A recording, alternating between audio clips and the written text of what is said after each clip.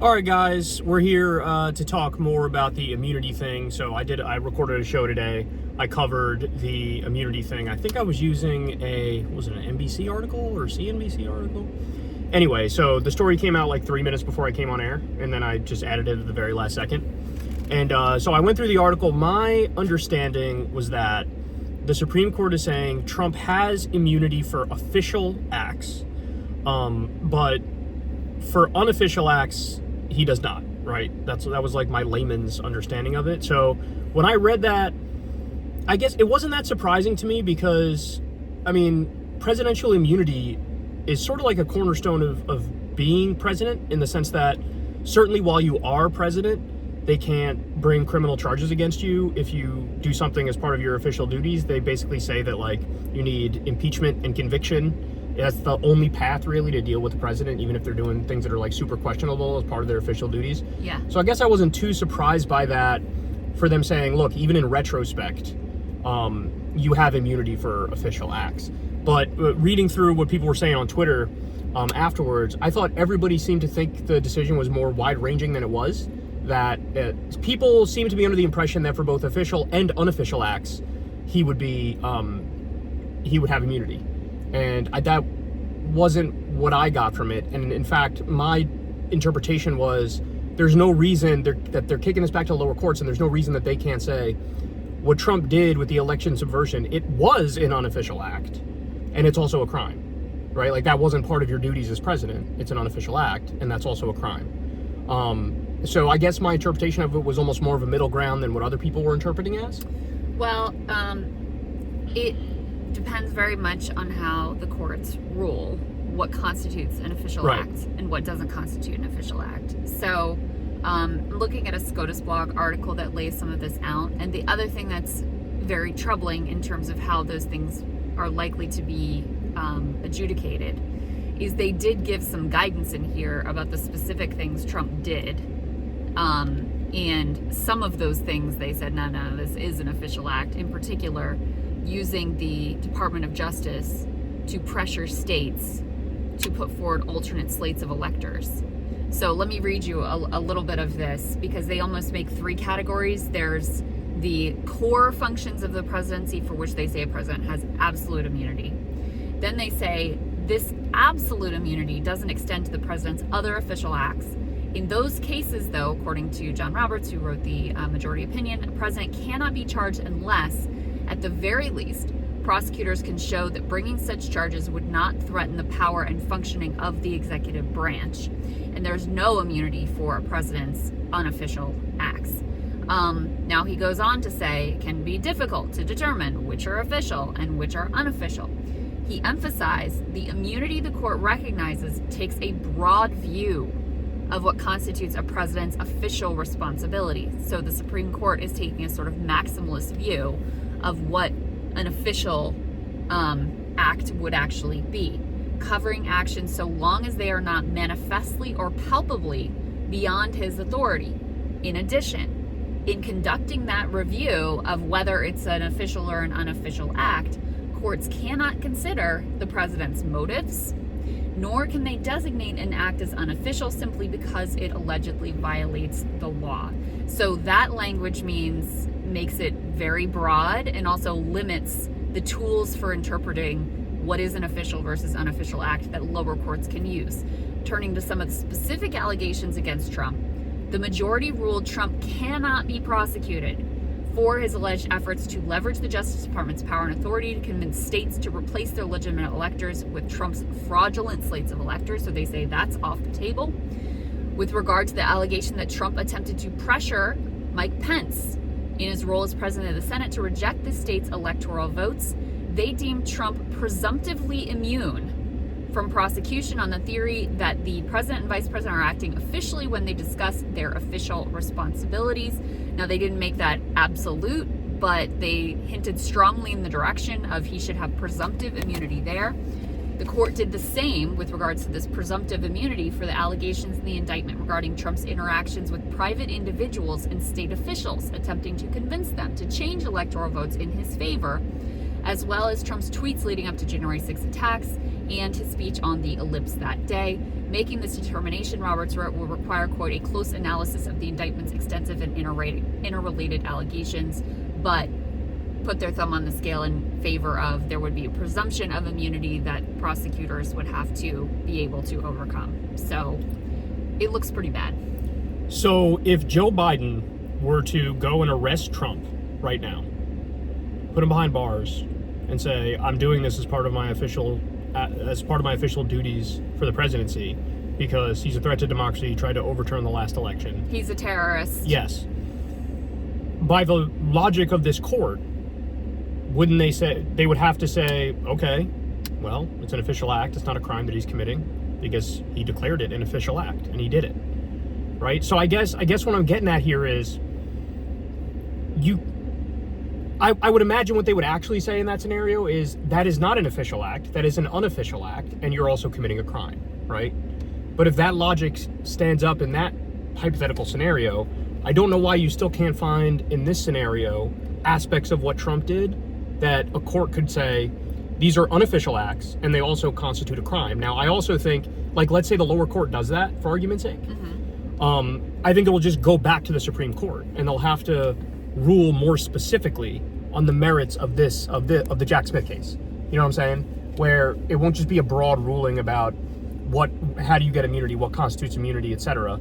It'll also be like, no, we're gonna take on the facts of this case directly and determine whether or not there's a crime. Yes. So is that how do you think it's gonna unfold? Do you think it's gonna unfold like that? Where if it gets thrown back to the lower courts still have things where they could say this is an unofficial act and it's also a crime. Yeah. He could be found guilty on that, and then it could be moved up again to the Supreme Court, and then they'll have to rule more specifically. Is that how you think this timeline will unfold? Or do you think that this decision hampers the lower courts so much that effectively the case crumbles and you can't even get a guilty conviction at the lower court in the Jack Smith case? I'm very curious how you think it'll unfold. I don't know, because I'm not a lawyer, so I don't know, like, the technicalities, the order with which things have to unfold. If I had to guess, then even just this question that has been kicked back to the lower courts of, okay, well, which sort through it for us, which are official and unofficial, that's going to be appealed. And that, I think, will probably, in the same way that Trump's claim of immunity here had to be dealt with at the Supreme Court before that case could move forward, I believe this question of specifically with regards to Trump, which are official and unofficial acts, is going to probably have to go to the Supreme Court before this case can be resolved. Should also note obviously Justice Thomas concurred with the majority, but he wrote his own piece dissenting from a part of their opinion in which he questioned even the constitutionality of the appointment of Jack Smith.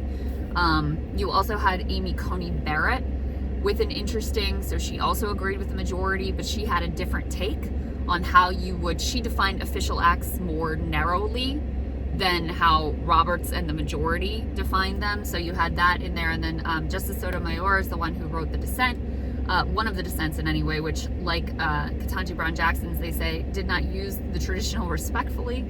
She contended Monday's ruling reshapes the institution of the presidency. Whether described as presumptive or absolute, she wrote, under the majority's rule, a president's use of any official power for any purpose, even the most corrupt, is immune from prosecution. That's just as bad as it sounds, and it is baseless with fear for our democracy, she concluded. I dissent. So she's obviously, and others, very deeply troubled by what this could mean, because at least if you take, the majority's opinion at face value, they're attempting to define official acts extremely broadly, where basically anything that you do that's even colorably under, in your duties as the president, you would receive immunity for, making you more of like a king or authoritarian, completely above the law, than a democratically elected president. So again, if the standard is they say, I'm doing an official act, and then they do whatever they want, is that enough to just say you're doing an official act? I don't think it's just, you say, but like, for example, with the Trump thing, the fact that he was corruptly trying to stage a coup using the Department of Justice and pressuring lawmakers and pressuring his own vice president to, overturn the results of the election. They're saying those are his official duties because, the Department of Justice is under the executive branch, and you're talking to your vice president. Well, that's part of what you do as president, etc. So they're taking they're taking quite a broad view. Now, again, I think that specifics of that will have to be likely litigated and appealed and probably go back up to the Supreme Court, but it looks pretty damn grim from where I sit. Yeah, I guess I just don't understand why Biden can't do the same shit. Well, he could. Right? But then also, I'm inclined to believe that if the facts of this case were the exact opposite and it was Biden that tried to steal the election and it was Trump that was the victim, effectively, they would have ruled the exact opposite of how they ruled now. Right? It's absolutely partisan. But like, okay, so if you set the precedent, then why not just go arrest Donald Trump right now? It's part of my official acts, right? Like, why can't... There's no reason why you wouldn't be able to do that if the way everybody's interpreting this is correct. No, yeah, that's what it looks like to me. That's what it looks like to me. And that's what's scary is like, yeah, they are ruled in a very partisan way because they want to help Trump out with these specific things. Which, by the way, at this point, with regard to Trump, the ship has basically sailed because this case is effectively moot before Election Day. And right. That's the point I made also. He's we have a drooling, barely alive dude running against him. So it looks very possible, if not definitely likely, that Trump is going to be the next president. So a lot of this becomes moot with regard to him specifically. But obviously you could open this can of worms. Like, you're not going back. There's no putting the toothpaste back in the tube. And, in some ways the reality has been, it's not like presidents have faced prosecution for the many crimes they've committed in office previously.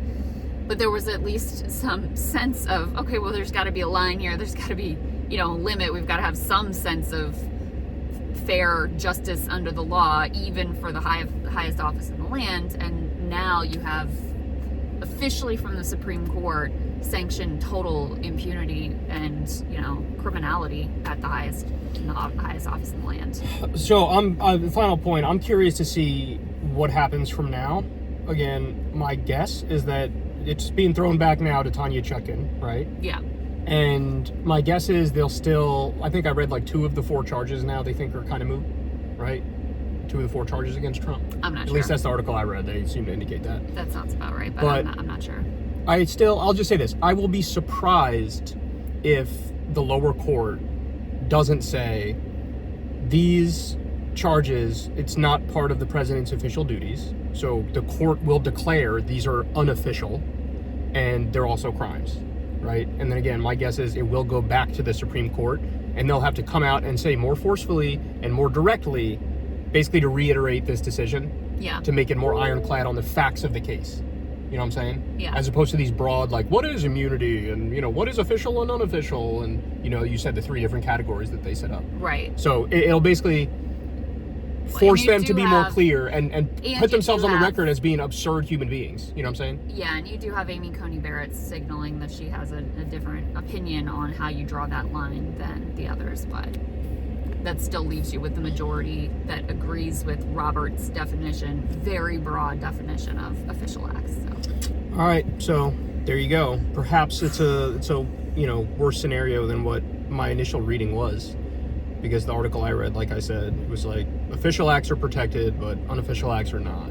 Yeah. And I thought, they'll just declare what he did unofficial and then take it from there. It's just all in the interpretation, and the way they're indicating here is that they're interpreting it very broadly, so it's disturbing. If that's okay, so if what we're saying is true, like we literally don't even have a country anymore, right?